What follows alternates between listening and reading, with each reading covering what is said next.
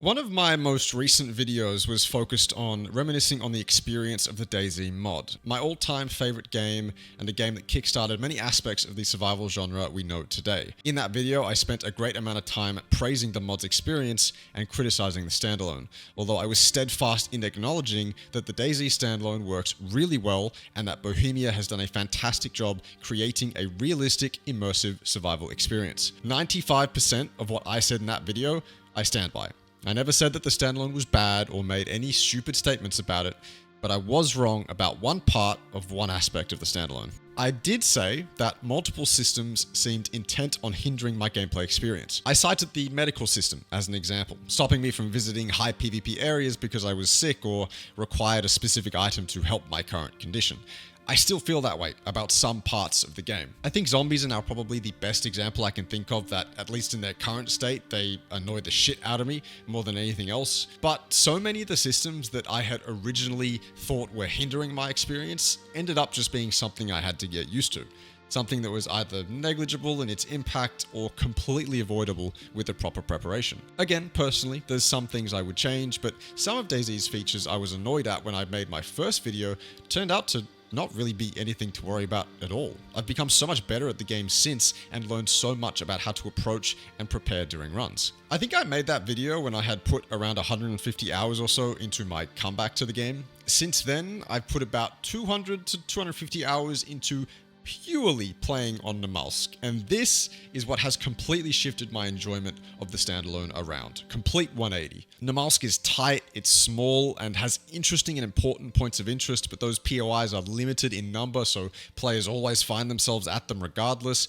It has an interesting endgame goal, multiple changes and additions to the loot table, a ton of secrets, and an overall fantastically appropriate atmosphere. However, Namalsk is much more survival focused than Chernarus. Much more. You have to defrost food, it's cold, so you need to find warm clothes, there are no food spawns south other than the animals you find, zombies are a much bigger problem, at least on the servers that I play on, among so many other challenges, including its batshit crazy weather events like the storm, blizzards, or a simple cold snap. So, judging my enjoyment of Namalsk based off my previous issues with the standalone survival heavy focus, you would assume I'd fucking hate Namalsk, right?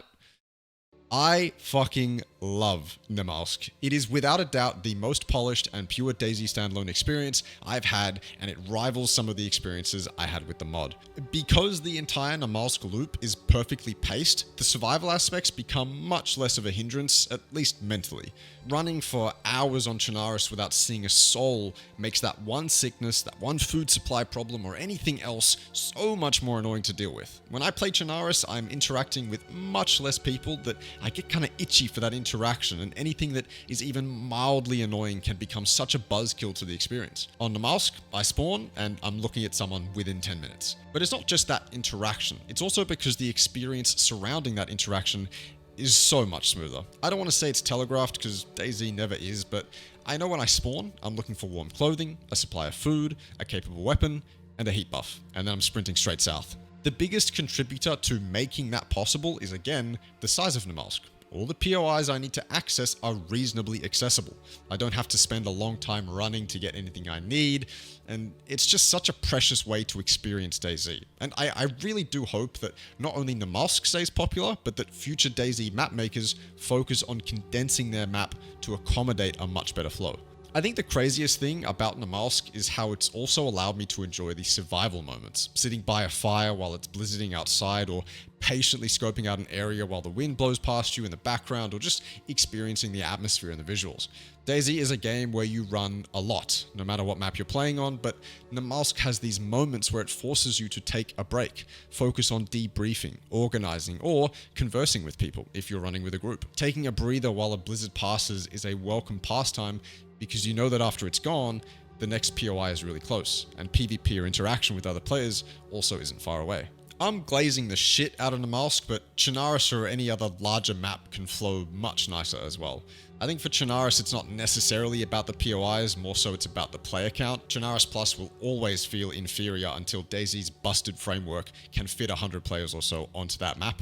A full 80 pop Chernarus Plus can feel dead at the best of times, and that's not a positive experience for anyone, especially new players. DayZ has a long way to go, and it's crazy to say that after 10 years of the standalone existing, but I'll continue to reiterate how fucking great this game can be when all the stars align. This is an experience that needs to be treasured and treated right. I'm sorry for misjudging a part of the game. I had no idea it would be as insignificant as it is, and I'm glad I found Namalsk, a map that turns those pesky survival mechanics into a tense, challenging, rewarding, and overall fun experience. I hope you forgive my ignorance. If I misjudge an experience, I'll always do my best to correct it.